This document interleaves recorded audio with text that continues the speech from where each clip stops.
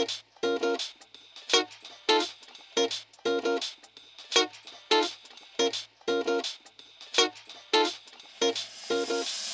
I'm Tara Sivec, writer of Fisher's Light, Just My Type, and Jed Had to Die.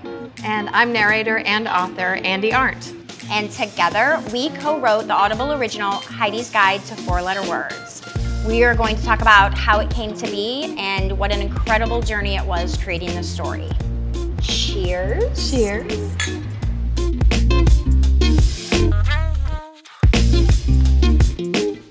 So I emailed you kind of out of the blue in April of 2017 to say there is this idea for this book that I have, and Audible thought that you and I would work really well together. And I don't remember how much I told you about the actual concept. That was it. You just said, so I have this book idea, and Audible suggested that you would be a good fit for an author. So hey, let me know if you want to chat, if this is something that might interest you.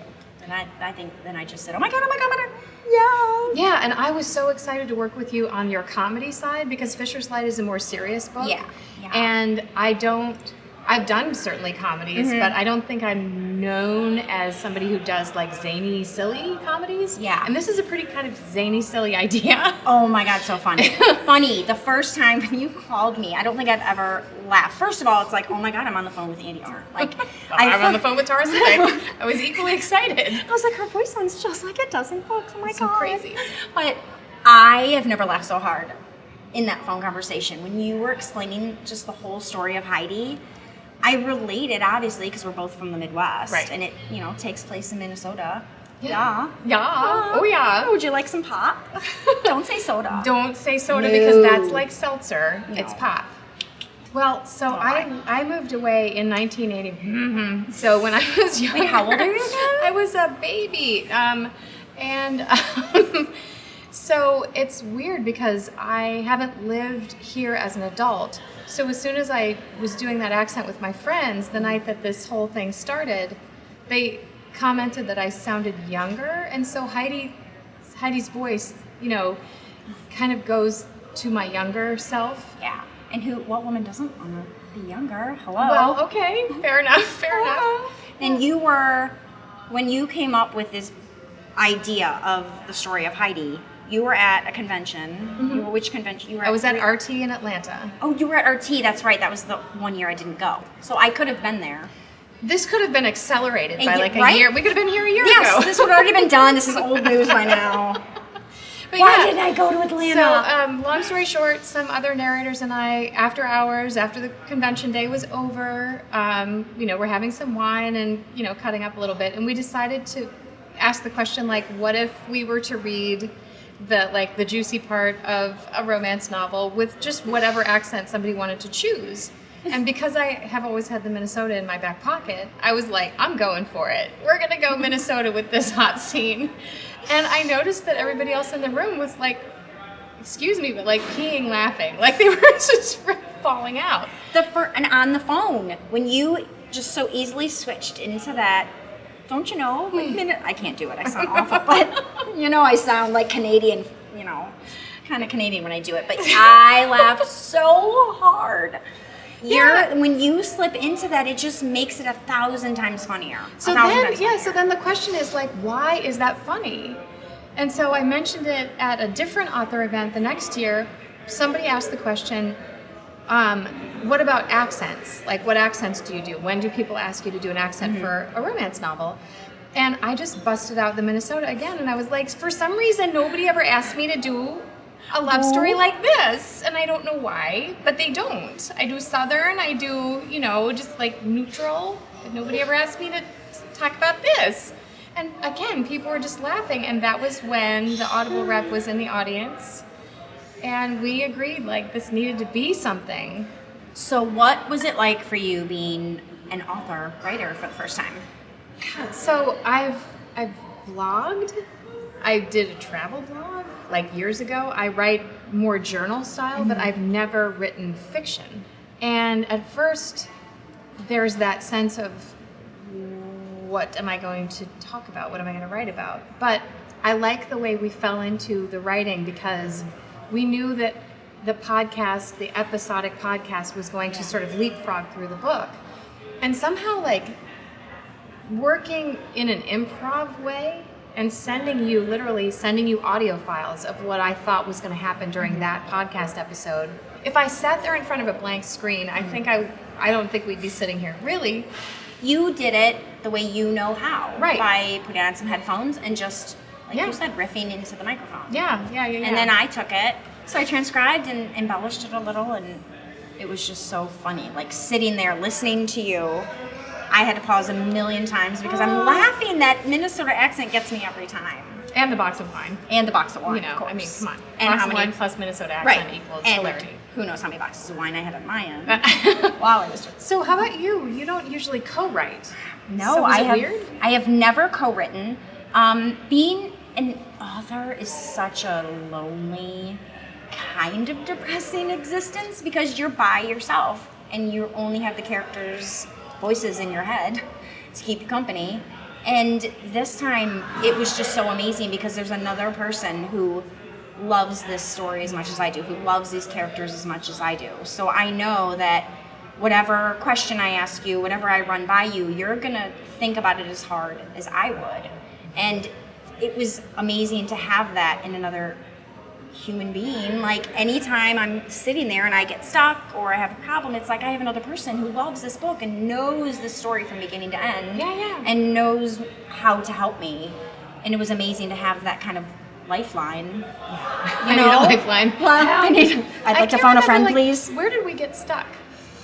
I get stuck 8,000 times. I get stuck a million times. But it's not really stuck. More like, okay, I'm at this point. Do I want to take it here or do we want to take it there? Like the next chapter. Yes. And having someone be right there to be like, yep, and already knows what's happened so far, it just made it just easier. No, and you wrote this book largely in your bathtub?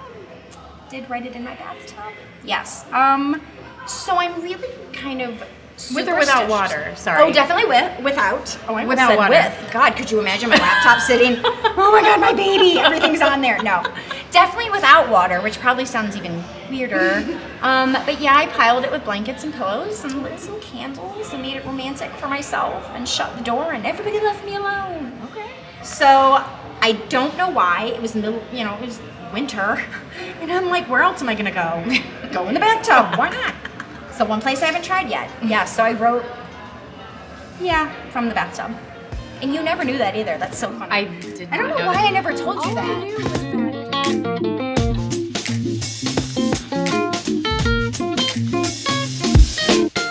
So, I'm a complete sucker for your Minnesota accent.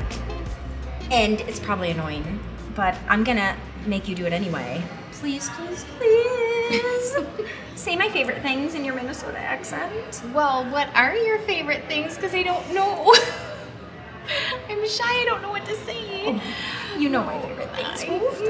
Oofda. Oh, we got to talk about Oofda because Yes. after our audiobook Audible original is out in the world, we're hoping that everybody understands a little bit more about the Oofda and when to roll out the Oofda, because you had to have like Oofda lessons. I had to have oofda training because we're just sprinkling it all over the place. I would send you a chapter and you were like, ooh, that's not how you That's use not oofda. quite no. Because I think what was the one sentence? It was something like, I'm gonna go to the store, oofda. Yeah, and I was like, no, oofda's if there's a problem. It's So I bad. learned oofda is pretty much kind of like when we're annoyed and we go, oh my God. So instead, because you're Minnesota nice, you say, oofda, don't do that. Oh yeah.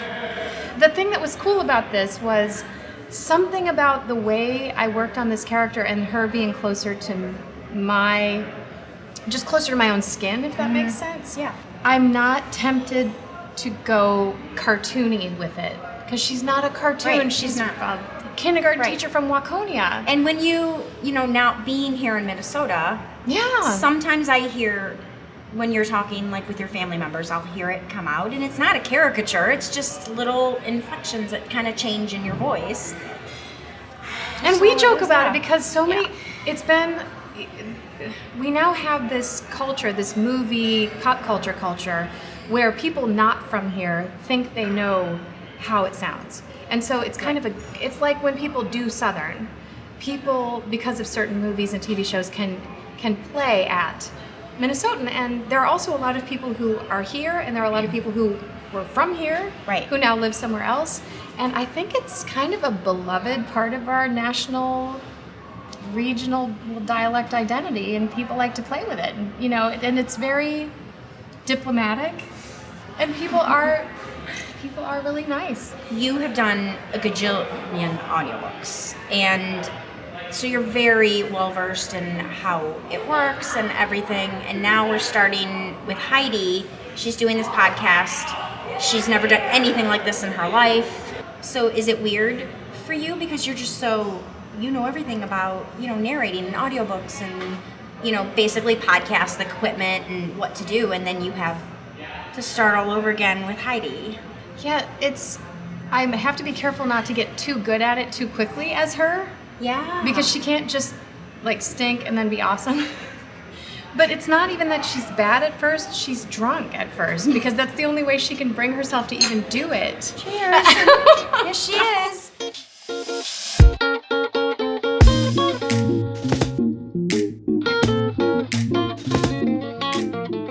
How does it feel that you're narrating a book that you created?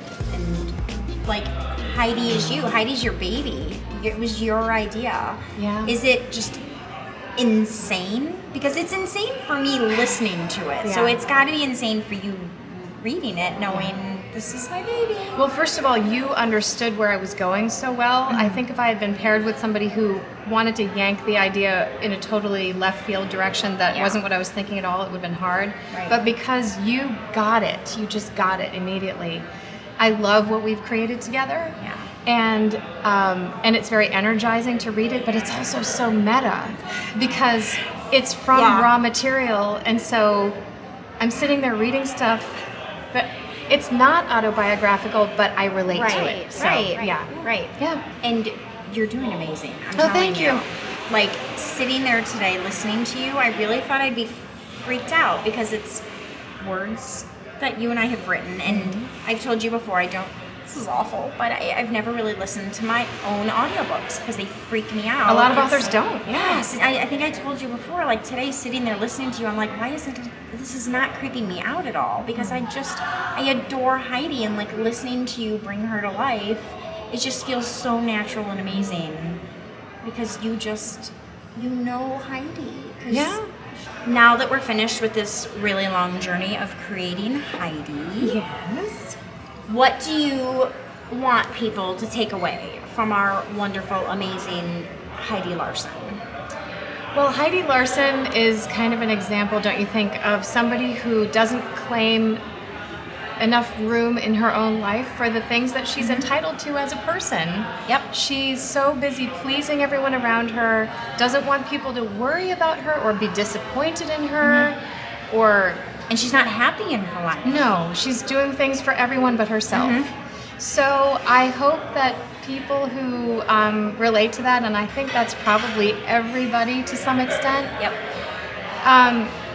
Here's Heidi's story of somebody who, you know, maybe it takes a box of wine and some podcast equipment, but she does get braver, and she also finds out that her assumptions about the people she thinks are judging her are not even right. Right. That they want her to have her life, and they're happy for her when she claims it, and she's happier. Right. And it's love is for everybody. Love is for everybody. Love is and for everybody. My favorite thing, we talked about this before, is that she didn't have to change who she was in her core as a person. She's still Heidi Larson from the Midwest, former kindergarten teacher, who's a little dorky, but she's still a woman. Yeah. And deep down inside, she's still that same adorable dorky person, but she's also finding her voice and finding her sexuality. And I love that we kept her at the core who she is. Yeah. We didn't completely make her over. Right. We didn't. She's not someone else. No, we didn't She's- turn her into this sexual, like, wearing, skimpy clothes type of person, because that wouldn't be her. That wouldn't be authentic Heidi. She's still authentic Heidi from Minnesota. Yeah. She just learned how to find a voice and find love. People who talk like this fall in love every day, and there keep being more Minnesotans, so somebody's doing something with somebody, just saying, and they probably talk like this. And they deserve love as well. Yes. So hey, Minnesota love. we gave Minnesota all the love in the world. All the love in the world. Love. Don't you know? You betcha.